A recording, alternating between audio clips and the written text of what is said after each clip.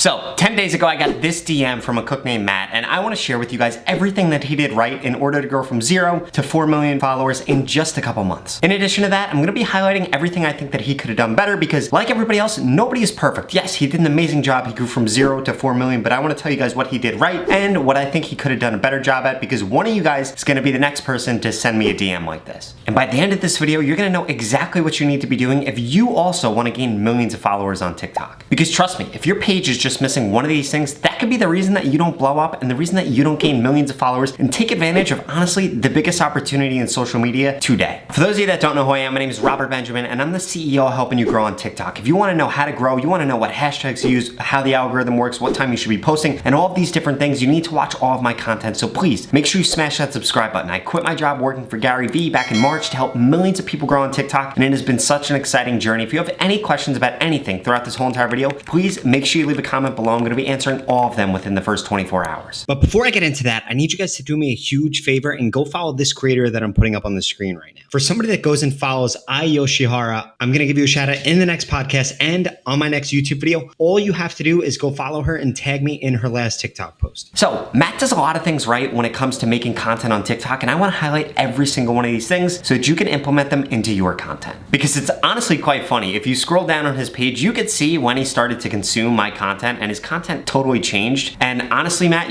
we're doing a really poor job before then. And no, that's not to say anything bad about Matt. You guys watching this video are probably doing the same exact thing right now. I did the same exact thing when I started on TikTok too. So many people make the mistake of not making TikTok native content. They kind of just post whatever they want. And that's the reason that they get no views. And the same thing happened to Matt. So for those of you that think that your first 5 posts need to do amazing or that you need to recreate your account all the time, you don't need to do that. Matt is living proof. He went from 0 to 4 million followers. Huge difference in the content that he's made throughout his journey, and he's finally really hit his stride. And you guys could do the same exact thing. You don't have to go on creating new accounts all the time. But that's the first thing I do want to highlight is the second that Matt started making TikTok native content, the lighting was good, no posts were dry, everything was edited, so it was all quick, there was always something going on. That's the second that his followers started to skyrocket. So did his views. So I'm sure the first question that you guys are probably going to ask is how much content did Matt upload? Since March, Matt has uploaded 548 times. That is an average of about 2.5 times every single day. I would strongly suggest that you post more than that. In his case, he was posting more than that when he was really seeing a huge growth spurt. I would suggest that every single one of you guys, no matter how many followers you have, post 5 to 6 times a day in the beginning. The second you start to hit that growth spurt, you should post way more, but I have so many videos about that I'll link out to at the end of this video because I don't want to bore you with how many times you should be posting a day.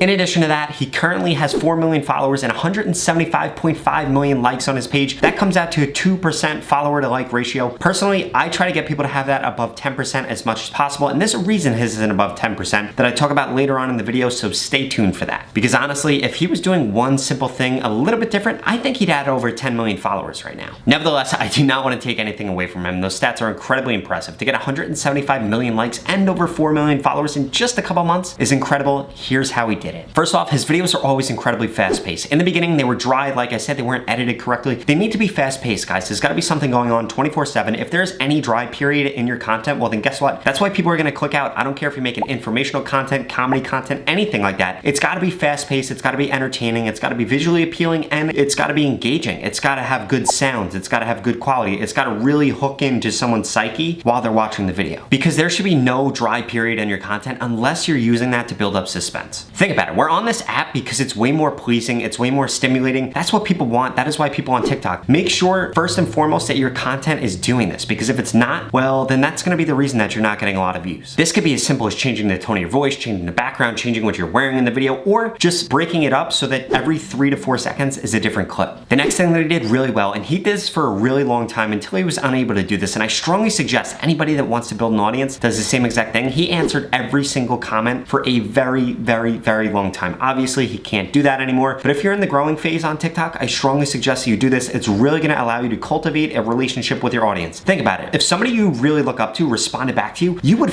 with them forever. You would love them so much. That is something that he did really well in the beginning, and that's how you build that really strong relationship with your fans. In addition to that, go live a lot. In the beginning, you need to be going live a lot. You could go live, tell people to follow you on Instagram, tell people to follow you on YouTube, to go get people to watch your Twitch stream, all these different things, but you guys need to be able to cultivate a relationship with your audience. They have to feel like you really know them and you really like them. That being said, I do want to point out there is going to come a time where either one, your mental health is going to start to deteriorate from answering so many comments, because guys, at at the end of the day, when you're reaching 1,000 people, 30 of those people are gonna suck, and 10 of those people that suck are gonna leave a comment, and they're gonna make you feel like if this starts to happen to you, I recommend 2 things. First, just ignore those comments. I know it's a lot easier said than done, but if you need to, just stop looking at your comment section. I don't look at my comment section on TikTok at all because it's just, I don't know, it's a ton of trolls. I don't even know, I don't want to say anything derogatory, but whatever. But guys, when this starts to happen to you, you need to realize that you need to just stop worrying about it. Do not worry about it. It's way easier to just put your phone down. I know people might be sending you death threats or crazy stuff or telling you to kill yourself or whatever the case is, but do not do that. Do not take it seriously. Just stop looking at the comments, stop reading them, and if you need to, take a break. One other tip I strongly suggest, do not look at your comments in the morning, because if you do get a lot of hate comments, that is gonna totally ruin your day. I used to do that. I used to read my comments every morning, and people would tell me I'm a piece of shit. They would say all these things, and they would totally ruin my day, so I've stopped doing that, and now I just look at them at night.